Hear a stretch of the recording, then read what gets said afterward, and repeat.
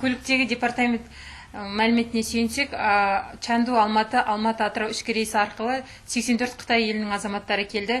Бүгінгі күні Қытай елінің азаматтарының барлығының ПЦР тестілеуге теріс нәтижесі бар анықтамалары тексерілді. Келу барысында олардың сауалнама алынды және температуралары өлшенді. Келген Қытай елінің азаматтары карантинге 14 күнге оқшаулауға жатқызылды. Карантин барысында олар ПЦР тестілеуге қайта тапсырады. Нәтижесі теріс болған жағдайда ғана ол кісілер жұмысқа жіберіледі. Ағымдағы жылдың 18 желтоқсанында КП жауапкершілігі шектеулі серіктестігіне Қытай Халық Республикасынан жұмысшылар келген болатын.